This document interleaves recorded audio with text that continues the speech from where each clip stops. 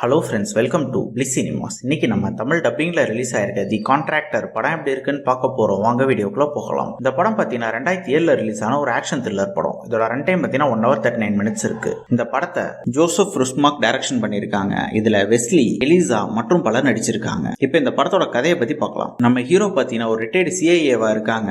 அவங்க வாழ்க்கைய ஒரு இடத்துல தனிமையிலே கழிச்சுக்கிட்டு இருக்காங்க. இந்த மாதிரி சூழ்நிலையில பாத்தீங்கன்னா ஒரு நாள் அவங்களோட பழைய பாஸை பார்க்க வேண்டியதாகுது.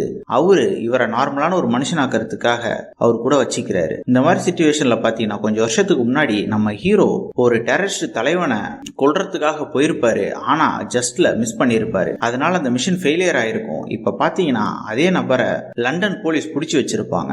அவரை எப்படியாவது கொன்னாகணும் அப்படின்ட்டு நம்ம ஹீரோ களயிறங்குறாரு. அதுக்காக மாறு விஷயத்துல போறாரு. அதுக்கப்புறம் இந்த படத்துல என்னென்ன சுவாரஸ்யமான சம்பவம் நடக்குது அப்படின்றது தான் இந்த படத்தோட முழு கதையே. இப்போ இந்த படத்தோட பாசிட்டிவ் நெகட்டிவ் பத்தி பார்க்கலாம். பாசிட்டிவ் பார்த்தீங்கன்னா தமிழ் டப்பிங் ரொம்ப நீட்டா லிப்சிங் கூட பண்ணி கொடுத்துருக்காங்க.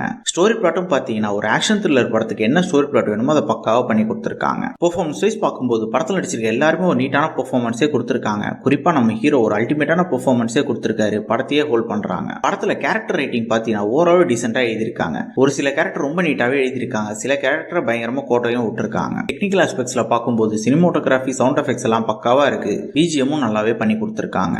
கேரக்டர் ஸ்கிரீன் பிளே வைஸ் பார்க்கும்போது கொஞ்சம் ஆன் அண்ட் ஆஃப் தான் எழுதி எடுத்திருக்காங்க. ஃபர்ஸ்ட் ஹாஃப் பொறுத்தல ஓரளவு போனாலும் செகண்ட் ஹாஃப்லாம் பயங்கரமா லேக் அடிக்க தான் செய்யுது. படத்துல ஒரு ஆக்ஷன் சீக்வன்ஸ்லாம் படத்தோட மிகப்பெரிய பாசிட்டிவ்னு சொல்லலாம். ஓவராலா பார்த்தீங்கன்னா இது ஒரு ஒன் டைம் வாட்சபிள் படம் தான். வேணும்னா ட்ரை பண்ணி பாருங்க. இன்னொரு வீடியோல சந்திக்கலாம். தேங்க்யூ.